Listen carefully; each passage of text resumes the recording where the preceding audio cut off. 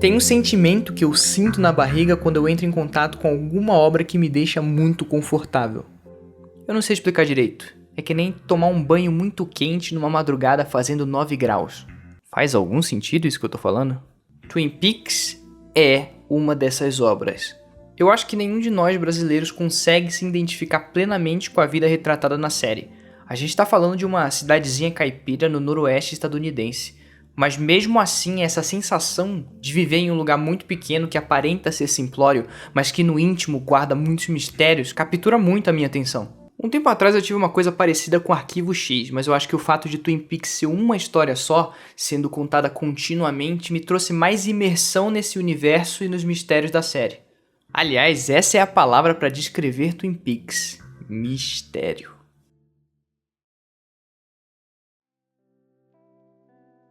No episódio piloto da série, a abertura tem um papel ativo de apresentar essa cidade, que é a personagem principal da obra. Por mais que não tenha nenhum diálogo explicitando o que aquela cidade é, as imagens te mostram qual que é dessa cidade.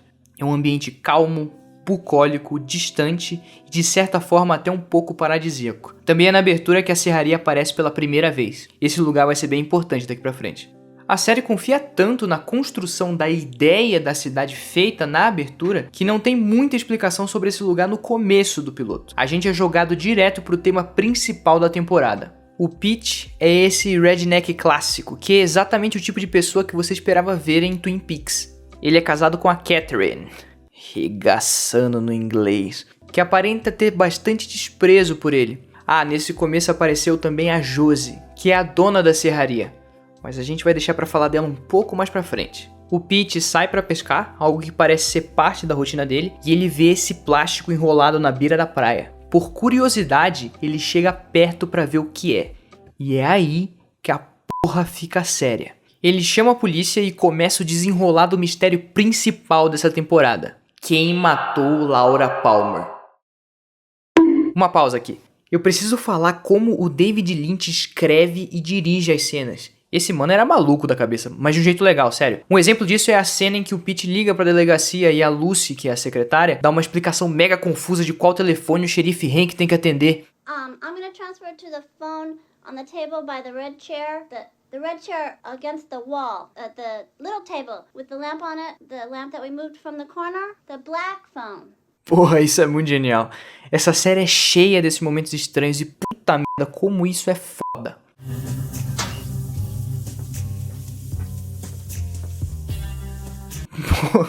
Voltando, depois que a polícia faz o reconhecimento do corpo, a gente tem um primeiro contato com a mãe da Laura Palmer, tentando entender o sumiço da filha. E esse é um jeito muito inteligente de explicar as relações dos personagens, porque nessa de entender o que aconteceu com a filha, ela liga pros pais do namorado da Laura, o que já explica pra gente quem era o Bob e qual a importância dele pra história, além de apresentar os pais dele que vão ser importantes no futuro. Eu juro que se eu continuar fazendo vídeo sobre essa série, em algum momento eu faço um diagrama explicando quem é quem e o relacionamento que cada personagem tem um com o outro. Benjamin Horne é o magnata da cidade. Ele é o dono de um hotel, o Great Northern. E ele tem esse plano imobiliário de vender o terreno da serraria da Josie para um grupo de milionários noruegueses. Esse é o núcleo capitalista da série, e essa conspiração toda vai gerar uns conflitos interessantes mais pra frente. O advogado dele, o Leland, é o pai da Laura, e ele, o Leland, é o primeiro familiar a receber a notícia que a Laura morreu. What's wrong? My daughter's dead. A forma que a mensagem da morte da Laura chega, eu acho muito forte. E vou ter que falar da música, né? Que a música é um absurdo. Eu acho que essa cena ela é muito importante para esse episódio. E ela é bem emblemática. O clima foi lá pra baixo. Tenso.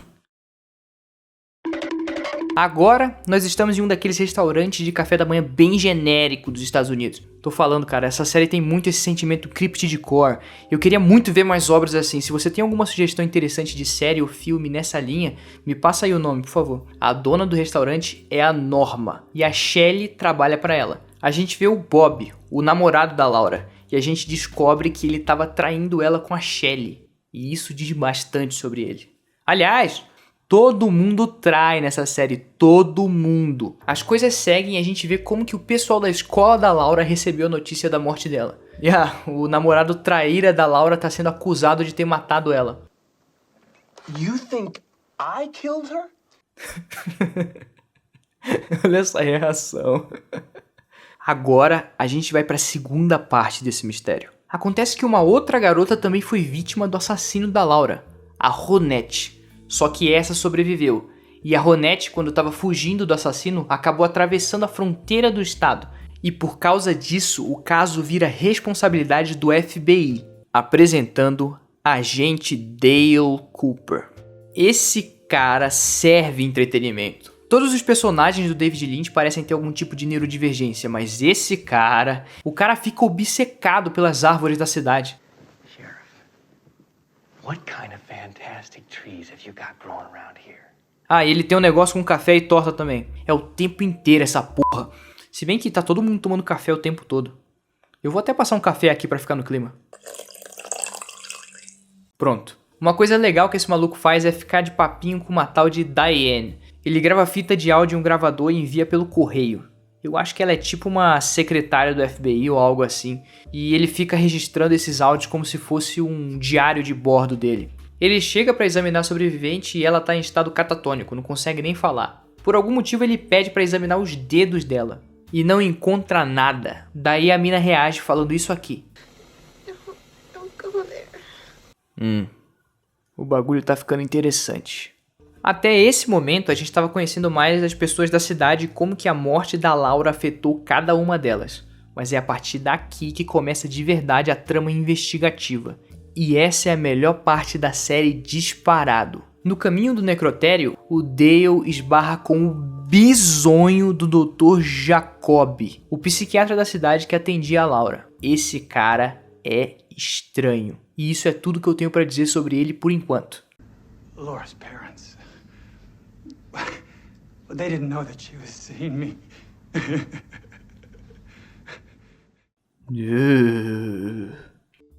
Olha só essa luz piscando. Tá vendo? Não tem motivo lógico para adicionar esse detalhe da luz da sala do necrotério com defeito. Mas são esses detalhes que dão personalidade para essas cenas. O Lynch podia fazer só mais uma cena normal, mas ele escolheu fazer um negócio único com uma mudança simples. O Dale examina os dedos da Laura e acha embaixo da unha dela um papelzinho com a letra R. Ele age como se isso fosse algo que ele já viu antes. Mais cedo no episódio, sim, eu esqueci de falar sobre isso antes, então perdão. Os policiais foram até a casa da Laura para buscar evidências do que tinha acontecido. Dentre as coisas que eles acharam, estava uma fita gravada de uma filmadora e o diário da Laura. Lendo o diário dela, eles encontram isso aqui. And then she's written, nervous about meeting Jay tonight. That's the letter J, Diane. Ok. Quem a foda é J. Eu vou até deixar anotado aqui. Voltando 18 dias no diário, eles encontram uma chave, que de acordo com o Dale parece de um cofre. E na base do olhômetro ele identifica que tem cocaína no envelope de plástico da chave. E eu falei que esse maluco era embaçado. O xerife fica todo, não, mas isso é impossível. Ela era uma menina de ouro. E o Dale fica, isso acontece sempre. Qualquer porra assim. Pesou o clima sinistro agora. O Andy, o policial chorão que estava acompanhando o xerife quando eles encontraram o corpo da Laura, liga para a delegacia dizendo que eles encontraram o lugar onde a Laura e a Ronette, a menina que sobreviveu, foram mantidas e torturadas. Essa música que toca nos momentos tensos dá uma angústia fodida. Todas as músicas dessa série são incríveis. Elas passam essa vibe de sonho, de alucinação. Elas combinam muito com Liminal Spaces. Não é à toa que essa trilha sonora é tão usada nesse tipo de vídeo. Passa aquela estranheza, a sensação de que tem algo fora do lugar. Eu gosto. Voltando para a delegacia, os dois resolveram chamar o Bob, o namorado traíra da Laura, para mostrar aquela fita que eles encontraram no quarto dela. No vídeo tá rolando um piquenique em que a Laura e a amiga dela, a Donna, que apareceu na escola antes, estão sendo filmadas por uma terceira pessoa. Será que é o tal do Jota? Aparentemente a Laura estava traindo o Bob e o Dale fica cutucando ele nesse ponto. Você sabia que ela tinha outro? Sabia que ela estava te traindo, hein? Quem diria, né? No fim das contas, a Laura Palmer também estava chifrando ele. todo mundo trai nessa série. O Dale pergunta pra ele se ele tem algum suspeito a talarico que tem um nome que começa com J. E o moleque fica em choque olhando pro vídeo da Laura. E eles encerram a reunião. Agora a gente vai conhecer o demônio, o diabo, o mochila de criança, o pata rachada. Audrey Horne. Essa menina, puta que pariu. Ela é a filha do Benjamin Horne, o ricaço do começo. E uma das primeiras cenas dela na série é ela azucrinando a vida de uma trabalhadora da escala 6x1 do ramo hoteleiro. Os noruegueses do começo ainda estão no salão de visitas do hotel. Ela entra lá e faz todo um show gigantesco pros caras. Boa, mataram minha amiga Laura. Ela faz isso de propósito só pra destruir os planos imobiliários do pai dela. E ela consegue o que ela queria. Os noruegueses todos vão embora. Tá bom, isso foi muito foda, eu admito. Eu falei que ela era o capeta. Depois que o Bob sai do interrogatório, ele vai e fala com o amigo loirinho dele, que é o namorado da dona. Ele diz que descobriu que um tal de Jota que anda de moto pegou a namorada dele. E a Lucy fica só na maciotagem ouvindo o que eles estão conversando. Agora a dona tá sendo interrogada sobre o vídeo. E eu acho que essa é a cena mais incrível desse episódio. A composição dessa cena com eles dois em embate direto. O conflito de interesse claro entre os dois. Ele querendo resolver o caso da Laura e ela não querendo gerar mais problemas. E no meio disso tudo, o vídeo começa a tocar. O mais forte dessa cena é o conflito interno da dona, porque ela tá mentindo pro Dale sobre a identidade do Jota pra proteger ele, mas ao mesmo tempo ela sabe que isso pode prejudicar a investigação do assassinato da amiga dela. E enquanto ela assiste o vídeo, você consegue ver o conflito de emoções no rosto da atriz, somado ao sofrimento de ver, talvez pela última vez, o rosto da amiga dela.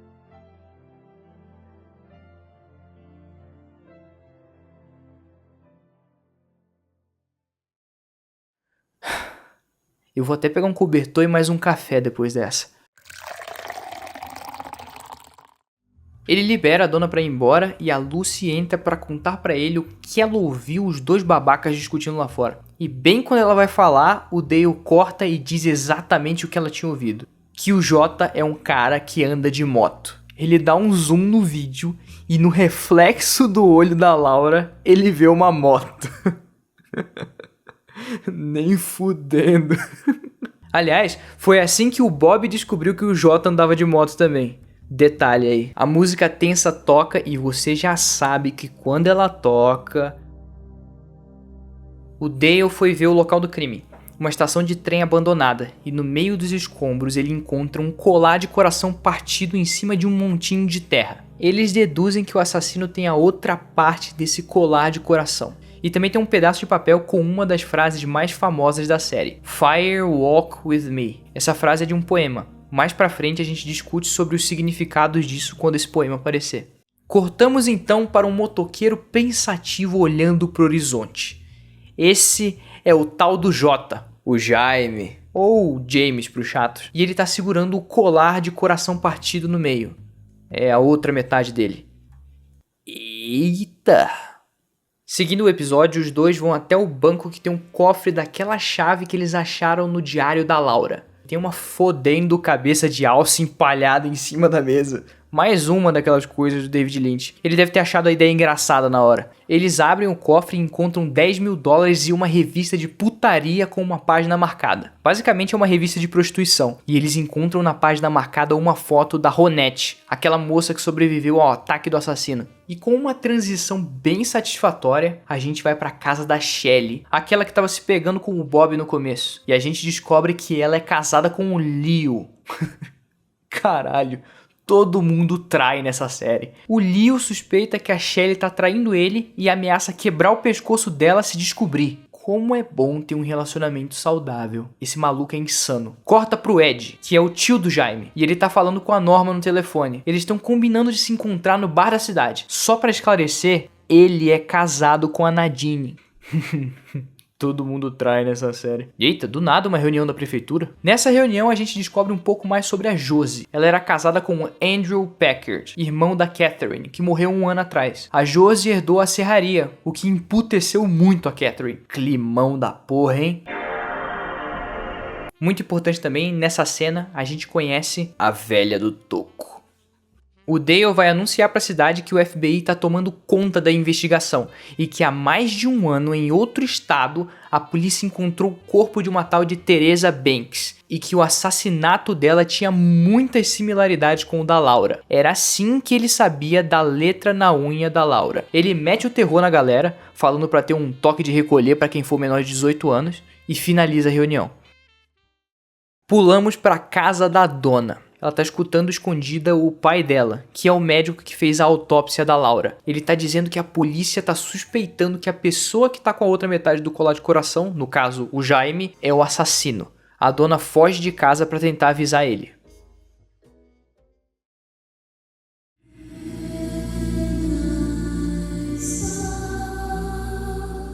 Essa versão do tema da abertura é linda demais. Ela tá rodando no meu Spotify tem umas semanas já. Os dois investigadores estão de tocaia na frente do bar da cidade, porque eles sabem que tem um grupo de motoqueiros que se encontram lá, e eles acham que vai dar pra achar o Jota desse jeito, o Jaime. Dentro do bar estão o Ed e a Norma, só naquele papo furado. Nesse diálogo a gente descobre que a Norma também é casada, com o Hank, e que o marido dela tá preso por ter matado alguém. Mano, todo mundo trai nessa série? Depois dessa conversa toda, o Bob e o amiguinho loiro dele chegam no bar. E os motoqueiros já ficam aqui de olho. Agora a dona chega no bar. Caralho, o barril de pólvora se formando. Visto que a merda tá pra acontecer, o Hank já pede reforço no rádio da viatura. O loiro tenta agredir a dona, mas o Ed se mete. E o Bob já chega no socão. Aí começa uma briga generalizada. No meio disso tudo, um dos motoqueiros consegue fugir com a dona e levar ela até o Jaime. E o Dale, junto com o xerife, segue os dois. No meio do caminho, eles acabam se perdendo deles. E a dona consegue encontrar o Jaime. Eles dois começam a conversar com um pouco de intimidade demais. É até um pouco suspeito, hein? Será que eles tinham alguma coisa? Ah, sei lá, cara. Todo mundo trai nessa série. O Jaime explica que ele provavelmente vai ser preso, porque ele não tem um álibi pra noite que ela morreu. Ele realmente estava com ela e que ela estava muito conturbada. Ele começa a meio que dizer que a Laura estava metida com umas coisas estranhas, sem entrar em detalhes, mas a gente sabe que tinha a ver com as drogas e com aquela revista de prostituição. A única coisa que ele fala é que ela disse algo sobre um cara morrer, sem especificar quem. E eles se beijam. Ô, caralho! Eu não sei se conta como traição nesse caso. Foi depois que a Laura morreu. Mas caraca, não tá muito cedo, não? Eles enterram um colar de coração na terra, eles seguem na moto pela estrada e são parados pela polícia. O Jaime é preso numa cela em frente aos dois imbecis. Depois de tudo isso, o Dale e o Hank comem rosquinha e tomam café. Aliás, isso me lembrou, eu vou pegar mais uma xícara.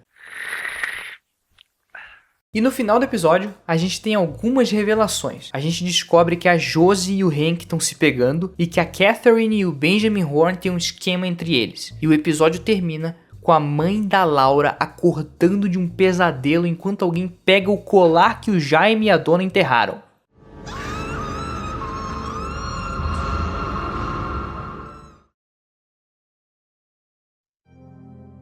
Ufa!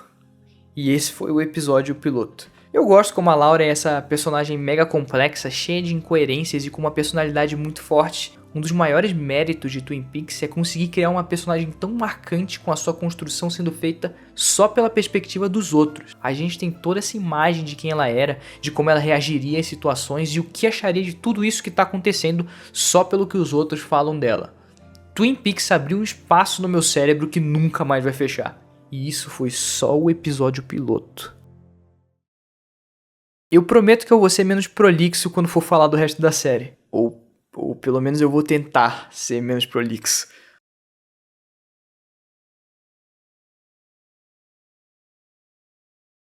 O mistério das coisas?